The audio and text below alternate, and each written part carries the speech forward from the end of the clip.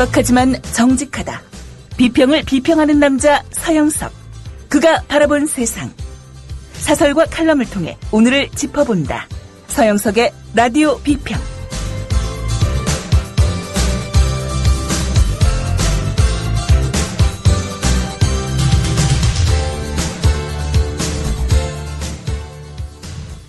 안녕하십니까, 서영석입니다.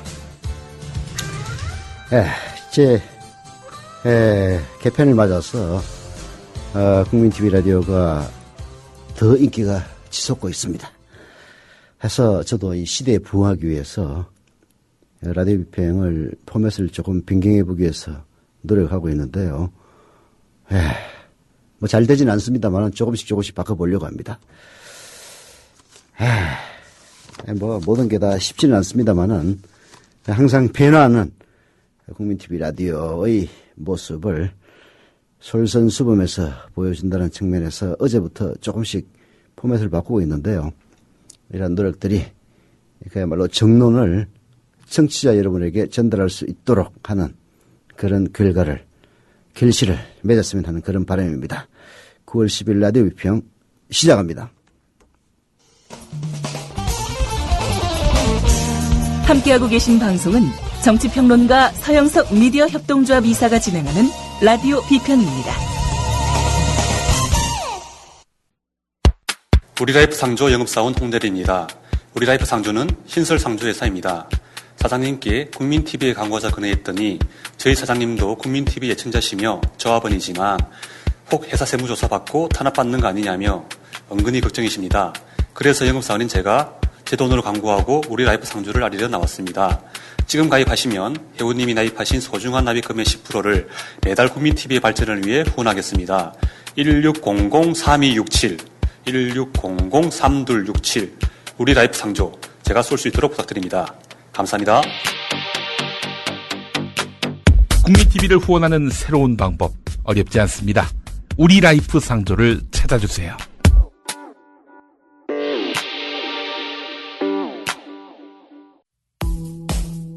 여우처럼 쇼핑하자 폭스마켓. 국내 최저가 판매 나노 금칫솔.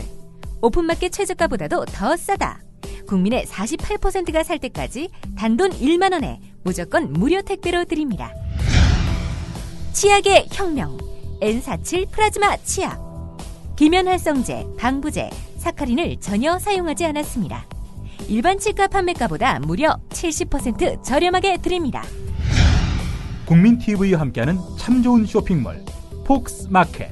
문의는 1566-5476. 검색창에 폭스마켓을 입력하세요. 폭스마켓.co.kr. 네. 오늘은 칼럼을 2개 소개해 드리려고 하는데요.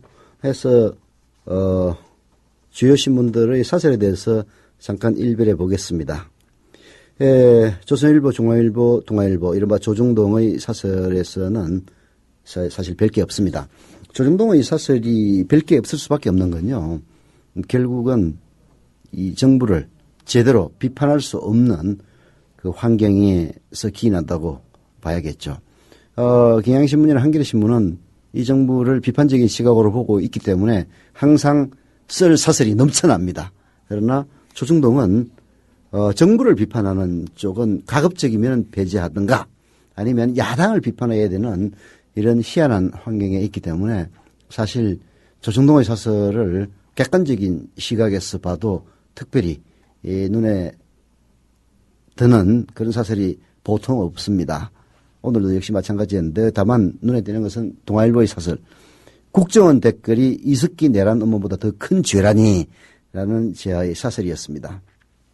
이 사설은 결국은 야당을 비판하는 사설인데요. 김한길 민주당 대표의 2가지 발언에 대한 비판입니다. 김한길 민주당 대표는 박근혜 대통령과 독일의 메르켈 총리를 비교하면서 나는 직접 책임질 일이 없으니 사과할 것도 없다라고 메르켈 총리는 말하지 않는다. 박근혜 대통령도 참고할 부분이 있다라고 한 대목과 그리고 이석기 의원이 헌정 파괴를 모의한 것이 큰 죄라면 국정원이 조직적으로 개입해서 헌정 파괴를 실행한 것은 더 큰 죄다라는 라는 김한길 대표의 두 가지 발언을 비판한 사설입니다. 사실 이 보수들의 생각을 읽을 수 있는 사설인데요. 사실 말은 안 됩니다. 예. 국정원의 댓글은 사실 아무것도 아닌 게 아니라 대통령 당선자를 바꿔놓은 정치 공작이기 때문에 실제 실행에도 이르지 못한 몽상가들의 이른바 내란 음모보다 더 큰 죄인 것은 분명한 것인데도 결국은 대한민국 자체를 부정하는 세력보다 국정이 더 나쁘다고 한다면 동의할 국민이 얼마나 되겠느냐라면서 동아일보 사설은 야당을 비난하고 있습니다. 더 웃기는 건요. 동아일보 사설이 말미에 보면은 국회가 겉돌수록 손해를 보는 쪽은 야당이다라는 억지 주장입니다. 사실 국회가 겉돌면은 손해보는 것은 항상 여당이 있죠. 그리고 정부입니다. 박근혜 정부와 새누리당이 훨씬 더 손해를 보는 것이고요. 특히 국회 선진화법 때문에 자기 마음대로 국회 집권상정에서 법안을 처리할 수 없는 그런 여당의 입장에서는 어떻게든 야당을 국회로 끌어들여야 합니다. 결국은 그러한 새누리당의 필요를 동아일보가 국회가 겉돌수록 손해를 보는 것은 야당이다라는 식의 사설로 대변해주고 있는 것인데요. 실상은 그 반대라고 할 수가 있겠습니다. 이 밖에도 경향신문과 한겨레신문에서는 눈에 띄는 사설들이 한두 개 보이는데요. 경향신문은 4대강 의혹과 진실을 파묻고 갈 셈이냐라는 사설을 통해서 이 박근혜 정부가 7개월 장고 끝에 구성했다는 이른바 4대강 사업조사 평가위원회의 불공정성을 지적을 하고 있습니다. 민주당은 객관적인 검증이 아닌 4대강 셀프 검증위원회가 될 가능성이 높아졌다라고 지적하고 있고요. 환경운동연합 역시 시간만 끌다가 4대강 사업 실패에 대한 면죄부를 주는 것으로 끝날 것이다 라면서 위원회를 불신하고 있다는 이런 여론을 전하고 있습니다. 예. 한국일보 역시 동일한 내용의 사설을 통해서 즉 4대강 평가위원회가 너무 편향적이다라는 사설을 통해서 경향신문의 사설에 동조를 하고 있는데요. 이 정부가 구성했다는 4대강 조사평가위원회 15명 위원들의 면면을 보면요. 위원장을 맡은 장성필 서울대 명예교수의 경우에는 대표적인 4대강 사업 추진론자로 분류되고 있습니다. 대한토목학회 회장 출신인 이 장성필 씨는 지난해 4월 인터뷰에서도 4대강 사업은 결과적으로 누군가는 해야 했다. 이명박 대통령은 그 시기를 조금 더 앞당겼을 뿐이다라고 4대강 사업을 적극 옹호한 바가 있는 그런 사람입니다. 한국일보와 경향신문의 사설은 결국은 박근혜 정부가 7개월 동안 고심했다지만 결국은 이명박 정부와 결별할 수는 없는 이명박 정권을 계승한 정권이라는 한계를 그대로 노정하고 있다는 현실을 보여주고 있다고 보겠습니다. 이 밖에도 사설 2개지만 더 소개한다면요. 경향신문의 사설 하나 더 소개해드려야 될 것 같습니다. 대통령 친인척 관리 제대로 하고 있느냐라는 사설입니다. 박근혜 대통령이 취임한 지 7개월 만에 오촌 조카가 그액의 사기 행각을 벌이고 도주하다가 경찰에 붙잡혀서 구속됐다는 사실. 박근혜 대통령의 친인척이 비리 혐의로 구속되기는 처음이고요. 여러 차례 대선을 앞두고 친인척 비리의 근절을 강조해 오면서 특별감찰관제를 도입하겠다라는 공약은 지금까지 이루어지지 않고 있다는 그런 지적입니다. 사실 이 오촌 조카는요. 박근혜 대통령이 취임한 이후 사기 행각이 더 대담해졌다라고 합니다. 예, 약속. 공공의 약속이 공약이죠.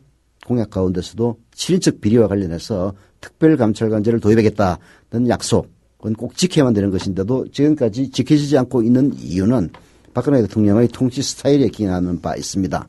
결국은 대통령이 전국을 주도해 나가면서 분위기를 주변의 좋은 자들이 숨도 못 쉬게 하는 이런 분위기를 연출하고 있기 때문에 누가 옆에 가가지고 까먹고 있는 친인척 관리를 위한 특별감찰관제 도입을 조언할 수 있는 사람이 아무도 없다는 이야기인 거죠. 네. 한겨레신문이 일본의 역사를 직시하라면서 베트남에 침묵하는 모순이라는 제 사설을 통해서 호치민 묘소에 헌화한 박근혜 대통령을 빗대면서 일본에게는 과거사에 대해서 사과하기를 바라면서 베트남에 대해서는 전혀 사과하지 않고 있는 박근혜 대통령의 행태를 비판하는 사설 눈길을 끕니다. 사설에 대해서 잠깐 소개를 해드렸는데요. 잠깐이나 시간이 많이 흘렀습니다. 오늘 라디오 비평에서 선정한 2개의 칼럼은 한겨레신문 권태선 편집위원의 칼럼 누가 자유민주주의 적인가 하는 칼럼인데요. 정말 지금 우리의 현실 속에서 그야말로 보수의 양심을 질타하는 그런 칼럼이 아닌가 싶습니다. 소개해드립니다. 새누리당의 김무성 의원이 4일 근현대 역사교실이란 의원 모임을 출범시켰다. 출범식에서 그는 자랑스러운 우리 역사가 못난 역사로 비하되고 한국을 부정하는 역사가 학생들에게 가르쳐질 때 국론이 분열되고 나라가 어지러워져 이석기 사건 같은 현상으로 나타난다며 역사를 바로잡을 방안을 모색해 좌파와의 역사전쟁을 승리로 종식시켜야 한다고 말했다. 이렇게 그가 역사전쟁의 진군나팔을 분 다음 날 우편향 사실 왜곡으로 비판받는 교학사 역사교과서 집필자들과 그들이 속한 신우익 계열의 한국현대사학회 회원들은 심포지엄을 열고 기존 역사교과서들이 대한민국을 극복 대상으로 보고 있다며 싸잡아 비판했다. 그들은 현장을 찾은 새누리당 의원에게 지원을 요청하면서 교학사 교과서 비판자를 반민주 세력으로 몰아가라고 촉구하기도 했다. 정말 창피한 현실이죠. 창피한 현실입니다. 김무성 의원의 이른바 근현대 역사교실이라는 모임이 그야말로 우리의 근현대사를 제대로 읽고 보면서 대한민국 국민으로서 자긍심을 고양시키는 그런 교실이라면은 누가 무슨 얘기를 하겠습니까? 사실은 전혀 그렇지 않다는 이야기인데요. 권태선 편집위원의 글 계속 읽어봅시다. 그런데 잠깐 자학사관에 빠진 기존 역사교육을 바로잡아 자랑스러운 역사를 전해야 한다는 이 주장. 어디서 들어본 것 같지 않은가? 일본의 전후 역사교육은 일본인의 긍지를 상실하게 하는 것이었다. 특히 근현대사에서는 일본인이 자자손손까지 계속 사죄할 운명을 타고난 죄인과 같이 취급되고 있다. 냉전 종결 후는 자학적인 경향이 강화돼 종군 위안부 같은 옛 적국 프로파간다를 사실로 기술하고 있다. 새로운 역사 교과서를 만드는 모임은 일본 국가와 일본인의 자화상을 품격과 밸런스를 가지고 그림으로써 선조들의 활약에 감동하게 하고 실패의 역사에도 눈을 돌리게 하는 교과서를 만들 것이다. 역사 왜곡으로 해마다 우리 사회의 지탄의 대상이 되어온 일본 세영모의 취지문이다. 일본 세영모 항상 우리뿐만이 아니라 아시아 국가들의 지탄을 받아온 우익 사관의 모임들입니다.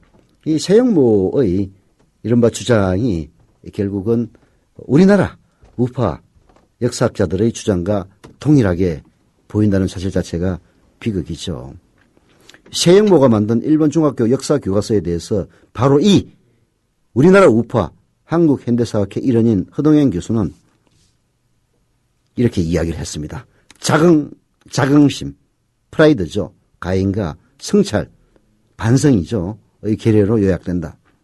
성찰이 계례된 과거사 학습은 한 민족이나 국가의 미래를 잘못된 길로 이끈다라고 비판을 했습니다. 이어서 왜곡 세력이 침략에 대한 반성을 자학이라고 매도하면서 역사의 기억에 분칠하려는 이유는 일본의 침략 전쟁을 주도한 세력의 적자로서 제국 일본의 예판도와 영화를 되찾고 싶어하는 데서 찾을 수 있다. 이렇게 분석을 했습니다. 이게 옳은 지적이긴 해요. 옳은 지적이긴 합니다. 문제는 세영모 교과서에 대한 이른바 한국 우파인 한국현대사학회의 비판이 바로 자기들이 지지하는 교학사 역사 교과서에도 그대로 적용될 수 있다는데 문제가 있는 거죠. 이 교과서의 필자인 권희영 교수는 이렇게 얘기를 합니다. 20세기 역사는 전체주의에 맞선 자유민주주의가 승리한 역사. 우리 근현대사도 자유민주주의 체제 발전의 역사로 봐야 한다. 이렇게 주장을 합니다. 문제적 주장이지만은 그의 주장에 비춰봐도 이 교과서 기술은 이상합니다. 자유민주주의를 중시한다면 역사평가의 잣대는 인권보호와 주권제명이란 그 핵심 가치 구현이 되어야 할 것입니다. 그런데도 그는 식민지 근대화론에 기대서 민족 자결권을 유린한 일본 제국주의와 그에 부역한 친일파의 복권을 꾀하고 있고 민주주의를 유린해서 쫓겨난 독재자 이승만을 자유민주주의 체제를 만든 위대한 인물로 지켜 세우고 있습니다. 박정희 쿠데타는 미국의 지지 등을 거론하면서 그 부당성을 희석했고요. 종신 지배를 위한 박정희의 10월 유신에 대해서도 미소 대땅터에 대한 대응으로 설명하고 있습니다. 참 이런 기막힌 역사의식을 갖고 있는 인물이 동일한 역사의식을 갖고 있는 일본의 세형모를 비판하고 있다는 사실 자체가 코미디고요. 아니 뭐 세형모를 비판하는 거야 누가 뭐라고 하겠습니까? 예. 하지만 이런 식의 사관을 갖고 있는 자가 역사 교과서를 기술했다는 것 자체가 대한민국 국민에 대한 모독이 아닌가 하는 그런 생각이 됩니다. 이들은 또한 전두환의 광주학살 역시 계엄군의 광주 장악 과정에서 많은 희생자가 나왔다라고 읊어버리고 있습니다. 철저한 역사 왜곡이고 과거사에 대한 반성이 전혀 없는 우리 자신의 과거에 대한 우리 자신의 독재 역사에 대한 반성과 역사의식이 결여된 그런 기술입니다. 이런 교학사의 교과서 자체가 나왔다는 게 정말 창피한 일이죠. 왜일까요? 그들의 자유민주주의는 세계적으로 통용되는 자유민주주의에 이르지 못하고 냉전적 반공주의에 머물러 있기 때문이다. 하지만 그들이 우리 체제에 대한 위협으로 부각시키는 북한은 원조로 연명하는 최빈국으로 전락했다. 그들 말대로 남북한 체제 경쟁은 남한의 완승으로 끝났다 해도 과언이 아니다. 그런데도 여당 대표가 제1야당을 종북 세력의 숙주라고 비난하는 등 여전히 철진한 반공 칼춤을 추는 것은 그것이야말로 친일 세력과 쿠데타 세력의 적자인 현 집권 세력이 자유민주주의를 참칭하며 권력을 유지하게 해온 기반이기 때문이다. 그런 의미에서 종북 세력의 진정한 숙주는 자유민주주의를 왜곡해 시대착오적 주사파가 나올 수 있는 환경을 만들고 키워온 수구 우익 세력이다. 자랑스런 우리 역사는 좌파에 대한 역사전쟁의 승리로 만들어지는 게 아니라 과거에 대한 성찰을 바탕으로 더 성숙한 민주국가를 가꿔갈 때 만들어지는 것이다. 네. 예. 컨텐츠 편집인이 지적했다시피 여당 대표가 제1야당을 종북 세력의 숙제라고 비난하는 이유가 어디에 있겠습니까? 여전히 철진한 반공의 칼춤을 추는 이유가 어디에 있겠냐고요. 이승만이 집권해서 독립운동에 대한 정통성이 부족하니까 결국은 미국에 기대고 그리고 친일파들을 기용해서 나라를 운영해 가지 않았습니까? 그러면서 자기의 친일에 대한 국민들의 비난과 비판을 희석시키기 위해서 반공이라고 하는 정가의 보도를 꺼내들었습니다. 당시의 주류 세력들이 지금 이 땅에서도 여전히 주류로 자리 잡고 있습니다. 그래서 그때의 추억을 그때 효과가 있었던 반공의 칼춤을 이제 남북 간의 체제 경쟁에서 남한이 완성한 바로 이 시점에도 여전히 휘두르고 있는 것이고요. 더 불행한 것은 그러한 반공 칼춤에 우리 국민들이 어느 정도 넘어가고 있다는 사실입니다. 이석기 내란 음모 사건, 이석기 사건이라고 합시다. 국정원이 제기한 내란 음모 사건, 이석기 사건 아직 수사가 진행 중이기 때문에 정말로 내란 음모인지 누구도 알 수 없습니다. 하지만 이석기 사건이 발표된 이후 박근혜 대통령의 지지도가 더 올랐다는 사실은 그러한 칼춤이 여전히 국민들에게 효과가 있기 때문에 국정원이나 권력기관에서는 그런 유혹을에서 벗어나지 못하고 있는 것이 아니냐 하는 그런 생각입니다. 결국 친일 세력과 쿠데타 세력의 적자, 현 집권 세력이 바로 친일 세력과 쿠데타 세력의 적자라는 사실이며 자유민주주의를 참칭함으로써 권력을 유지해왔다는 사실이 있죠. 예. 종북 세력의 진정한 숙주는 자유민주주의를 왜곡해서 시대착오적인 주사파가 나올 수 있는 환경을 만들고 키워온 수구 우익 세력이라고 하는 권대선 편집인의 지적을 우리는 흘려들어서는 안 될 것 같습니다. 예. 노래 듣고 계속하겠습니다. 양혜성의 노래 철없는 너 듣고 오겠습니다.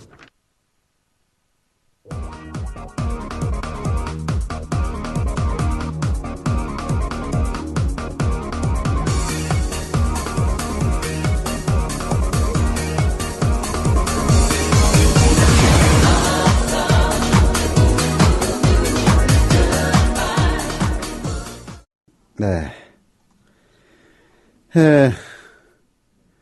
지금 조합원 가입 현황이 19,694명입니다. 출자자 수는 63,709자고요.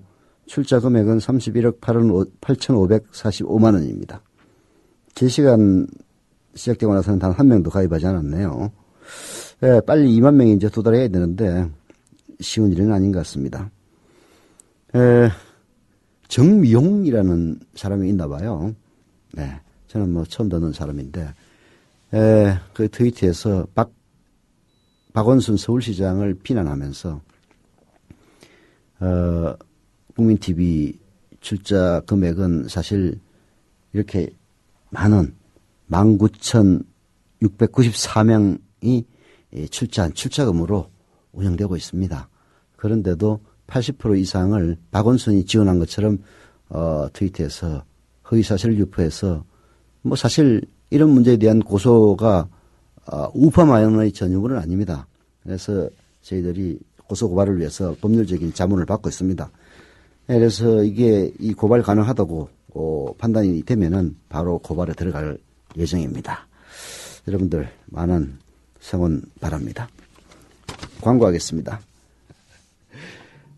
주어 없는 역사 교과서 오늘 두 번째로 선정한 칼럼 역시 경향신문 김민아 논설위원의 칼럼입니다. 주어 없는 역사 교과서, 역사 문제에 대한 건데 오늘 역사 문제에 대한 두 가지 칼럼으로 채웁니다. 소개해드립니다. 팔이 저려온다. 눈도 침침하다. 경기 과천 국사편찬위원회 국사관 207호. 요즘 조정래나 무라카미 하루키보다 언론에 많이 등장하는 교학사 한국사 교과서를 베끼는 중이다. 1인당 1회 2시간으로 제한된 열람을 위해 이틀 전 이메일로 신청했다. 도착하자 서약서 용지를 내민다. 고등학교 역사과 교과서용 도서 검정심사 합격 도서의 견본을 열람하기 전에 아래와 같은 유의사항을 확인하였으며 이를 어겨 발생하는 모든 문제에 대하여 민 형사상 책임을 질 것을 서약합니다라고 적혀있다. 유의사항 1번은 복제와 전송 불가를 명시하고 4번은 형사고발 가능성을 경고한다. 문화부 기자 시절 국보 287호 백제 금동 대학로를 눈앞에서 본 적이 있다. 그때도 서약서를 쓰지는 않았다. 교학사 교과서만 열람 조건이 까다로운 건 아니지만 검정 절차가 완료된 교과서에 시민의 접근을 제약하는 일이 타당한가? 지난 5일 오후 1시에서 3시 전 속력으로 읽은 교학사 교과서에 대한 소감은 다음과 같다. 김민아 논설위원이 경기도 과천에 있는 국사편찬위원회 국사관 207호에 가서 검증을 필요한 교과서를 읽어온 겁니다. 그것도 문제가 된 교학사판 역사 교과서죠. 그래서 검증은 끝났지만은 아직 인쇄되지 않은 이런 교과서의 내용 유출을 방지하기 위해서 이런 서약서를 쓰게 하는 모양인데요. 정말 웃기는 이야기죠. 그래서 김민아 논설위원은 그야말로 2시간이라고 하는 제한 시간 속에서 교학사 역사 교과서의 문제점을 발견하기 위해서 전 속력으로 읽었다. 이런 이야기고요. 계속 소개하는 내용은 바로 그 교학사 왜곡된 역사 교과서에 대한 김민아 경향신문 논설위원의 소감입니다. 발상의 전환일까? 명성황후 시해에 가담한 일본인의 회고록을 싣다니. 당시 시행하는 정책은 전부 민비의 계책이었으며 국왕은 허수아비에 지나지 않았다. 근본적으로 화근을 제거하고자 도모한 것이다. 회고록 밑에 일본은 명성황후를 시해하는 과격한 방법을 선택할 수밖에 없었을까라는 학습 문제도 실었다. 가히 일본 우익도 놀랄 만한 과감성이다. 일제강점기에 공중보건과 전염병 예방에 힘쓴 결과 유아 사망률이 낮아지고 식민 지배가 지속될수록 근대적 시간관념이 한국인에게 수용됐다는 주장도 나온다. 전형적인 식민지 근대화론이다. 일본 영자신문 재팬타임스는 한국 교과서가 일본의 식민 지배를 찬양한다고 보도했다. 이제 일본의 역사 왜곡에 어떻게 대응할 것인가? 정말 기가 막히는 내용이 들어있었네요. 일본도 반기는 역사 서술입니다. 명성황후를 민비라고 비하하면서 그리고 당시 국왕은 허수아비에 지나지 않았기 때문에 화근을 근본적으로 제거하기 위해서 민비를 제거할 수밖에 없었다는 그런 일본인의 회고록을 실어다 놓고 그리고 일본은 맹성황후를 시해하는 과격한 방법을 선택할 수밖에 없을까라는 식의 학습 문제까지 실어 놓은 이 과감성 그야말로 일본의 영자신문 재팬 타임스가 얘기했다시피 한국의 교과서가 일본의 식민 지배를 찬양했다라는 보도가 나올 만한 그런 상황입니다. 일본 강점기에 공중보건과 전염병 예방에 힘쓴 결과 유아 사망률이 낮아졌다는 등 이건 그야말로 전형적인 식민지 근대론의 일부일 뿐이죠. 참 안타깝습니다. 교학사. 그뿐만 아니라 이승만과 박정희에게 바치는 헌사도 만만치 않았습니다. 이승만의 이름은 11쪽에 걸쳐 80회 넘게 언급된다. 정확한 횟수는 세지 못했다. 표현도 주관적이다. 이승만은 당시 한국인들이 가장 존경하고 신뢰하는 지도자였다. 일제강점기에 여론조사를 했을 리 없다. 서술 근거가 궁금해진다. 3.15 부정선거와 4.19 혁명, 제2공화국 수립 과정은 모두 17행으로 다뤄진다. 단일 사안인 새마을운동은 21행에 걸쳐 소개된다. 분량만 보면 헌법 전문에 나오는 4.19 혁명보다 새벽종이 울렸네가 중요해 보인다. 10월 유신을 자유민주주의의 정도에서 벗어난 비상체제인 동시에 독재라고 규정하면서도 1페이지에 가까운 분량을 미소의 데탕트 외교, 닉슨 독트린, 북한의 군사력 증강 등을 들어 유신의 불가피성을 설파하는 데 할애한다. 그러니까 이승만과 박정희를 그야말로 일본 제국주의 이후 대한민국 근대화의 동력으로 추앙하는 그야말로 친일 보수 세력들의 역사관을 그대로 보여주고 있는 거죠. 그들에게는 4.19 혁명보다도 이승만이 더 중요하고 그리고 박정희의 유신 독재마저 당시의 미소 대탕트 그리고 북한의 군사력 증강 등에 대비하기 위한 그야말로 유신이란 불가피했다는 그런 그따위 이야기를 역사교과서에 싣고 있습니다. 저는 어떤 고등학교가 교학사의 역사교과서를 채택할지 정말 궁금해집니다. 그뿐만이 아닙니다. 주어의 실종, 주어의 실종이야말로 새누리당의 전매특허인데요. 새누리당이 지지하는 교학사 역사교과서인지는 모르겠습니다만 주어의 실종도 눈에 띈다고 김민하 논설위원은 지적하고 있습니다. 사건을 수습하는 과정에서 무고한 양민의 희생도 초래됐다. 제주 4.3 사건. 남한에서도 민간인들에 대하여 살상이 일어났다. 이들이 북한에 협조할지 모른다는 의구심 때문에 이들을 처형했다. 국민보도 연맹 사건. 시위대의 일부가 무장을 하고 도청을 점거했다. 계엄사령부는 계엄군을 광주에 진입시켜 광주를 장악했다. 이 과정에서 희생자가 많이 발생했다. 5.18 광주 민주화운동. 희생과 살상은 있는데 이를 야기한 주체는 없다. 2007년 대선 전 이명박 후보가 BBK를 설립했다고 말한 동영상이 공개되자 주어가 빠졌다고 한 나경원 전 의원 사례를 연상케 한다. 4.3과 5.18은 정부가 공식 인정한 국가폭력 사건이다. 노무현 전 대통령은 울산 보도연맹 사건 희생자와 유가족들에게 사과한 바 있다. 도대체 무엇이 두려워 주어를 숨겼나? 결국은 쪽팔리는 거죠. 사건을 수습하는 과정에서 무고한 양민의 희생도 초래되었다는 제주 4.3 사건에 대한 기술. 누가 그 무고한 희생을 초래했는지 주어가 빠져 있습니다. 남한에서도 민간인들에 대한 살상이 일어났다. 이들은 북한에 협조할지도 모른다는 의구심 때문에 처형됐다라고 국민보도연맹 사건을 기술하고 있는데요. 여기도 누가 이들을 처형했는지 전혀 주어가 없습니다. 광주에서 5.18 광주민주화운동에 대해서도 이 과정에서 희생자가 많이 발생했다라고만 썼을 뿐 누가 희생자를 많이 발생했는지 바로 전두환 군부 독재 세력들 아닙니까? 이런 주어를 모조리 빼고 있는 거죠. 희생과 살상만 기술할 뿐이지 그러한 희생과 살상을 야기한 주어를 빼는 수법 이것이야말로 이명박 전 대통령이라는 이름도 붙이기가 싫습니다. 이명박 씨가 BBK 사건이 일어났을 때 주어를 빼먹었던 수법과 동일합니다. 쪽팔리니까 그런 거예요.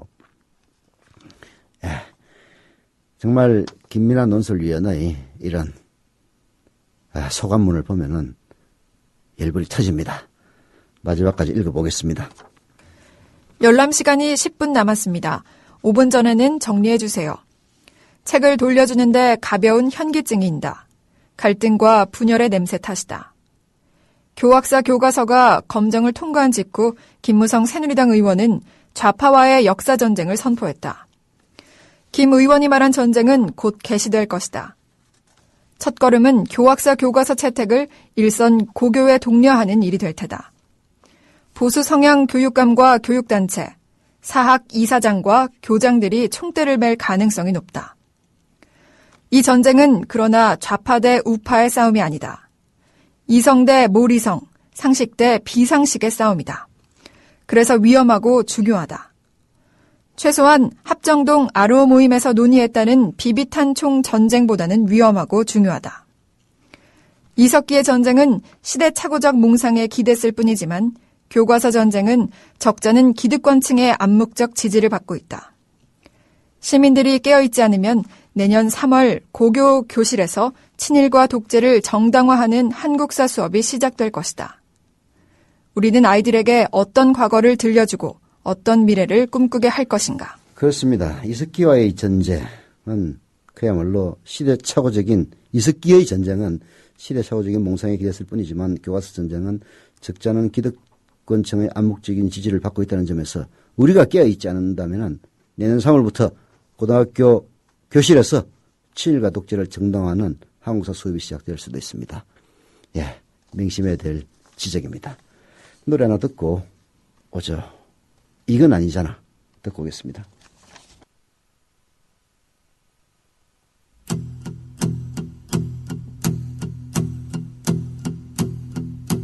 잘생긴 얼굴 멋진 자동차에 핫한 여자와 사랑을 나누는 진정한 승리자.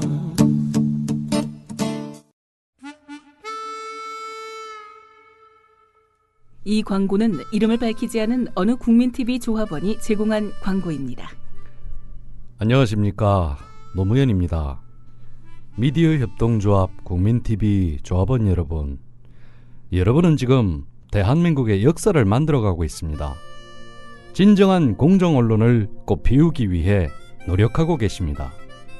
대한민국의 많은 국민들이 바래왔던 일을 지금 여러분들이 하고 계십니다. 민주주의 최후의 보루, 깨어있는 시민들의 조직된 힘을 미디어 협동조합 조합원 여러분들이 지금 보여주고 계십니다. 현재 대한민국은 언론뿐만 아니라 민주주의 발전을 위해 기억되어야 할 것이 너무도 많습니다. 여러분들의 지금 노력이 대한민국이 진정한 민주주의를 이룩하는데 큰 발판이 될 것입니다. 미디어 협동조합 국민TV 조합원 여러분, 감사합니다. 신음소리, 동력소리, 단식소리. 이 광고는 경기도 군포에 거주하는 한 국민TV 조합원이 조합원 배가운동의 일환으로 의뢰한 광고입니다. 네, 오늘 두 개의 사설을 소개해드렸는데요. 이 밖에도 눈에 띄는 사설 두 가지만 더 있다는 사실을 지적을 하겠습니다. 조선일보에서 오늘 사설은 별 볼 일 없었습니다. 칼럼 중에서 이영작의 여롱 앤드 정치라는 칼럼, 박근혜 대통령의 첫 6개월 이런 제하의 칼럼은 한번 읽어볼 만합니다. 물론 이 칼럼에 동의한다는 뜻이 아니고요. 이영작 씨는 박근혜 대통령의 첫 6개월이라고 하는 칼럼에서 박근혜 대통령의 현재 높은 지지율은 세 가지 기반 위에 있다. 즉 삼각대 위에 서 있다라면서 삼각대의 제1 지지대는 변함없는 우파들. 예. 변함없는 우파들이라고 지적을 하고 있습니다. 참. 아마도 이들은 변함없는 우파들은 이석기 내란 음모 사건을 보면서 자신들의 선택에 안도의 숨을 내실 것이다라고 지적을 하고 있네요. 두 번째 박근혜의 지지대는 약속에 대한 이미지라는 겁니다. 약속을 지킨다. 불통이지만은 약속은 지킨다. 약속을 어겼다고 보지 않는 우파가 박근혜 대통령의 두 번째 지지대라고 이영작 씨는 설명하고 있습니다. 물론 이것은 왜곡된 것이라고 저는 봅니다. 왜 약속을 지켜요? 약속 전혀 지키지 않고 있습니다. 특히 중도층을 끌어들이기 위해서 했던 경제민주에 대한 약속은 전혀 지키고 있지 않죠. 하지만 우파 박근혜 대통령의 열렬 지지층은 철석같이 불통하기는 하지만 약속은 지킨다라고 생각하고 있다는 겁니다.